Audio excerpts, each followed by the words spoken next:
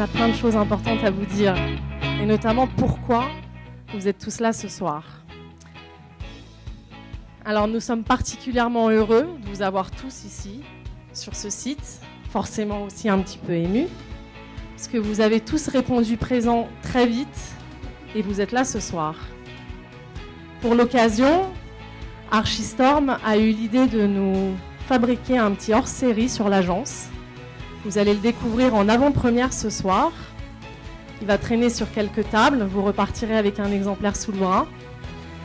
J'espère surtout que vous aurez autant de plaisir à le lire que nous avons eu à le fabriquer tous ensemble. Je pense qu'il y a une véritable prise de conscience au niveau des agences de la nécessité de valoriser justement leurs procédures, leur savoir-faire et de faire en sorte que tout ce savoir-faire ne soit pas perdu lorsque l'architecte libéral qui a créé l'agence ou le groupe, les associés qui ont créé l'agence s'en vont et que tout ce savoir-faire mis en place puisse être transmis à des générations, aux jeunes générations. Je laisse maintenant la parole à François, le micro, et il va vous raconter pourquoi vous êtes là ce soir et en quoi consiste le brainstorming. Et ce soir, je voulais évoquer quelques instants, parce que c'est le moment peut-être, vous allez comprendre pourquoi, peut-être pas l'architecture directement, mais plutôt la pratique de notre métier, qui est en fait très mal connue. Il est particulier parce que il nous conduit, nous architectes, à fréquenter les marches de la schizophrénie en permanence, parce qu'il faut qu'on soit créatif, technicien, rêveur d'espace, expert dans toutes les réglementations, autoritaire pour mener des projets de qualité, subtil et diplomate pour que chacun dans sa discipline apporte le meilleur de sa compétence, mais surtout pas trop, ce qui est un défaut de nos amis ingénieurs, quand ils sont bons. Bon, je pourrais continuer longtemps à décliner tous ces antagonismes qui font notre ordinaire, mais devant cette réalité, il ne vous étonnez plus de rencontrer parmi nous une proportion de caractériels, avouons-le, très supérieure à la moyenne. Notre agence est maintenant engagée dans sa 4e décennie. C'est 2 générations, c'est le métissage des âges comme celui des nationalités, près d'une dizaine, pour mieux s'enrichir de toutes les cultures. Notre petite entreprise est pleine de vie, heureuse, des aventures partagées. Et la vocation à durer et se développer encore. J'ai toujours considéré que la question de la transmission des agences d'architecture était une belle question très mal traitée par les agences qui malheureusement n'ont pas de tradition dans ce domaine-là. On assiste depuis un certain temps quand même heureusement à une évolution notable. Je me suis amusé à regarder sur internet quand vous tapez transmission et de regarder sur images. Et en fait, quand on prend les images, la première image qui vient de la transmission, c'est le témoin. Vous savez, le témoin qu'on donne dans un relais de course à pied par exemple. Et ce qu'on remarque, c'est que les athlètes qui n'ont pas encore le témoin s'échauffent sur la piste. Ils sont dans le couloir prêts, je dirais, à partir, à prendre le relais. Puis à un moment donné, le coureur qui a le témoin le rejoint. Ils courent ensemble un moment. Le témoin est donné et donc ensuite c'est le deuxième coureur qui prend la suite. Et je trouve que c'est une image qui est intéressante et alors bien évidemment c'est beaucoup plus rapide une course que ce qu'on est en train de vivre avec le cabinet Broome, mais il y a ce côté à la fois entraînement, j'y reviendrai tout à l'heure, qu'on pourrait transformer en formation, et puis le côté accompagnement dans la course de manière complémentaire. Les métiers de la construction et encore plus le métier d'archi qui nécessite une vision, une philosophie et une patte aussi sur la façon de dessiner ou de concevoir, mérite peut-être encore plus que d'autres métiers d'être transmis et mérite encore plus une passation dans le temps avec une vraie cohabitation des anciens et des jeunes. Là, je pense que la méthode, elle est originale. Alors, former de jeunes collaborateurs sur une période assez longue pour les associer, pour imaginer la passation d'une agence, c'est pas un exercice facile puisqu'on est dans l'univers de la création. Et peut-on transmettre le génie créatif? Je reconnais bien là la gentillesse de François, qui est d'essayer de transmettre ses valeurs à ses associés. En fait, l'histoire continue. Pour moi, entrepreneur, pour les clients, ce sera la même chose. François est toujours là avec une autre fonction. Il va pouvoir prendre un peu de recul par rapport à la dimension opérationnelle de nos métiers. Mais finalement, c'est une passation progressive qui me semble extrêmement intéressante. Et surtout, elle met en sécurité les repreneurs et donc ces jeunes architectes qui seront les patrons de l'agence demain.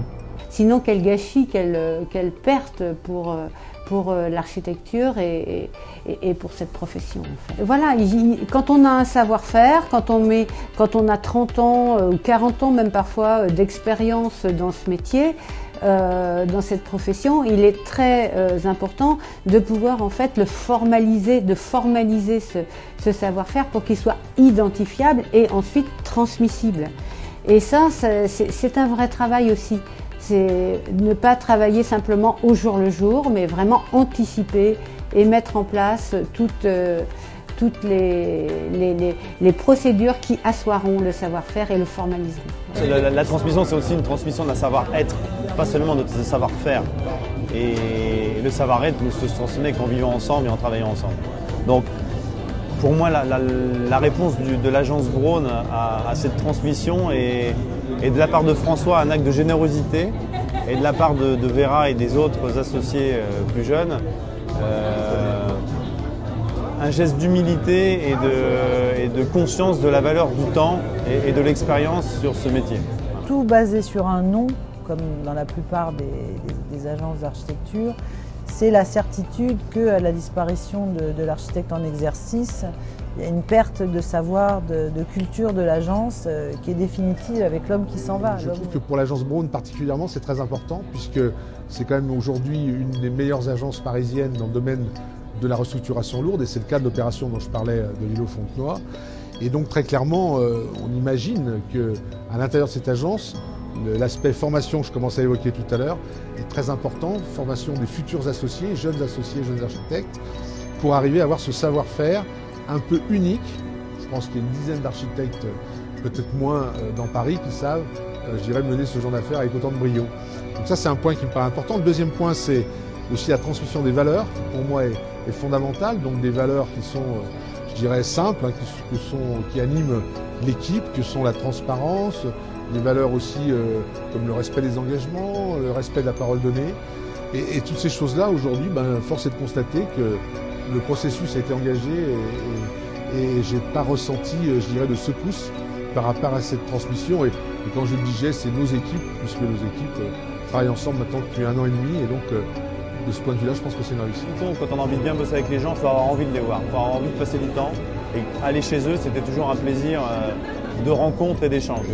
Il n'y a pas de recette pour le succès, à l'exception de la première question que vous m'avez posée, où je vous dis ils ont mis tous leurs atouts de leur côté, puisque finalement, peut-être un jour, François prendra sa retraite, mais on ne sait pas quand. A priori, pas avant 20 ans, il m'a dit pas avant 20 ans, donc je lui ai évidemment demandé une date, mais je trouvais sa réponse extrêmement constructive. Je pense 4 choses. La première, c'est un savant mélange entre, on va dire, du talent, une capacité à imaginer, à créer, à inventer des choses différentes, du jus, mettre du jus et de faire quelque chose qui va démarquer un immeuble par rapport à un autre. Mais c'est un mélange entre ça et une capacité d'écoute. Malheureusement, avec François, on a beaucoup passé de temps ensemble, mais on a peu travaillé ensemble. Et c'est un vrai regret dans ma carrière. La valeur des années sur nos métiers est extrêmement importante et que pouvoir capitaliser entre les anciens et les jeunes, quelque chose que faisaient beaucoup nos civilisations les plus brillantes, ancestrales, et quelque chose qui ne se fait plus assez aujourd'hui, et c'est quelque chose auquel je crois fondamentalement. Donc, pour cette raison-là, je crois à ce qu'ils font, j'en suis d'autant plus convaincu que j'essaye de le faire moi-même dans mon métier, et je suis convaincu qu'ils ont aussi l'intelligence et la complicité nécessaires pour réussir. Nous avons donc entamé, voilà maintenant déjà 10 ans, un nécessaire processus de régénération pour accompagner, ou plutôt pour précéder, ce monde qui change et ce temps qui passe. Jusqu'à maintenant, c'est mon complice depuis les premiers jours, Jean-Yves Cholot-Talmont, Cholot pour les intimes, et votre serviteur. Donc tous les deux, nous animions l'agence jusqu'à maintenant. Bon, alors, nous remplacer. Impossible. Nous sommes uniques. Heureusement, diront certains d'entre vous, je le sais.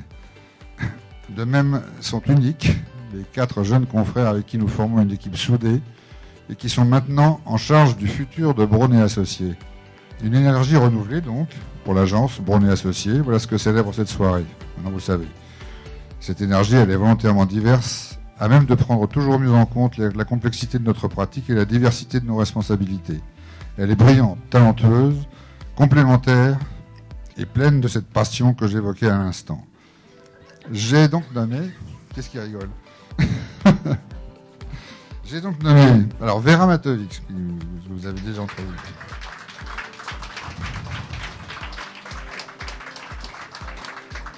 Hervé Griffon.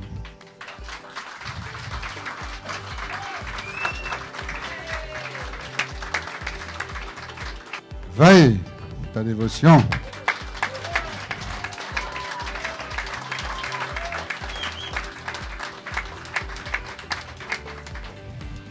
Elsa Braun.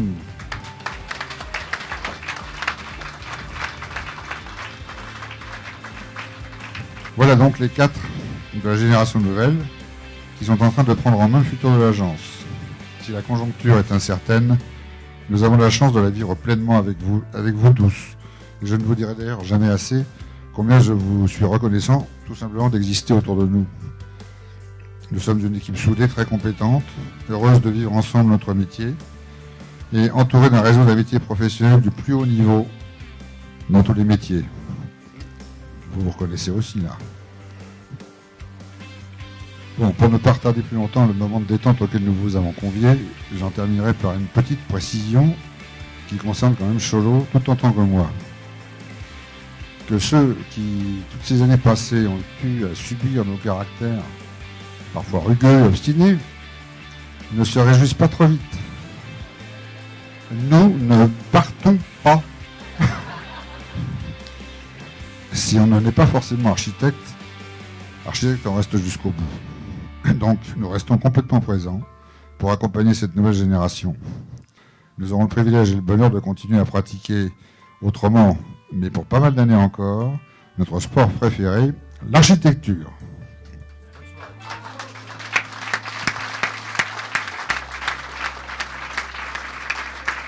Alors, je félicite tout à fait l'agence Braun d'avoir réussi à mettre sur pied cette transmission et je les invite à en témoigner j'ai l'impression que d'ailleurs c'est bien ce qu'ils ont l'intention de faire, témoigner et de partager leur expérience avec d'autres agences et avec les autres architectes à qui ce sera certainement très utile.